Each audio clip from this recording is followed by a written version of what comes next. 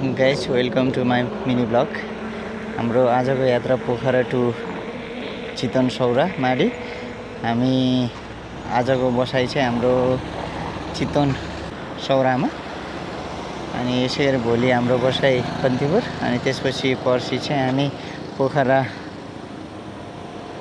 आउँछौँ। पोखरा आइसकेपछि फेरि हामी काठमाडौँ जानेछौँ गाइज।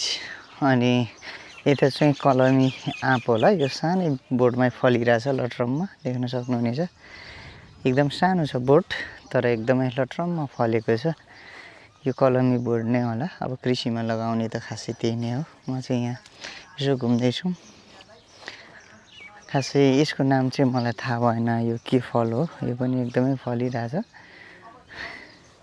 यसको नाम खासै मलाई त्यति थाहा भएन यो फलको चाहिँ, तर भुइँमा देख्न सक्नुहुनेछ यति धेरै फलेको छ।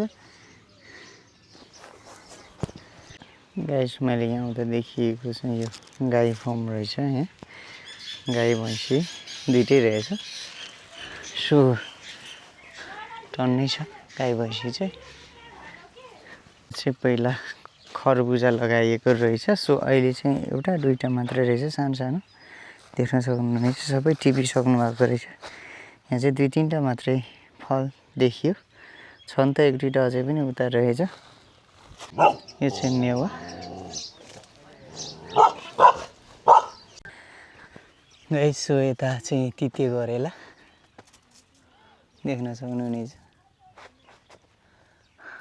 फल्नु चाहिँ यो चाहिँ अनार फलेको रहेछ। सो देख्न सक्नुहुनेछ गाइस। यता चाहिँ भेन्टा रहेछ। सो टनेलामा यो माथि टनेला भयो नि, यहाँ चाहिँ अब खासै त्यो छैन रहेछ, माथि छाना जस्तो हालेको छैन यतिकै।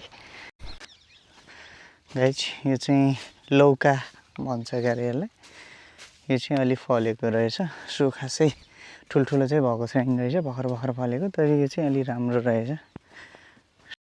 गाइस, हामी चाहिँ चितवन माडीबाट फर्किने क्रममा माडी जङ्गलमा चाहिँ पुरा यो जङ्गल सफारी गरेको जस्तै अनुभव भएको छ। सो जङ्गली जनावरहरू पनि देखिरहेछ, हजुरहरूले देख्न सक्नुहुनेछ। ब्याकग्राउन्डमा पुरै जङ्गली जनावरहरू, जङ्गली कुखुरा, मृगहरू हजुरहरूले देख्न सक्नुहुनेछ। हाम्रो यात्रा चाहिँ एकदमै रमाइलो भएको थियो। हाम्रो यस 3 दिनको यात्रा थियो, तर एकदमै रमाइलो भयो। हजुरहरूले देख्न सक्नुहुनेछ पुरै हरेक जङ्गल सफारी जस्तै पनि भयो, एकदमै रमाइलो पनि भयो।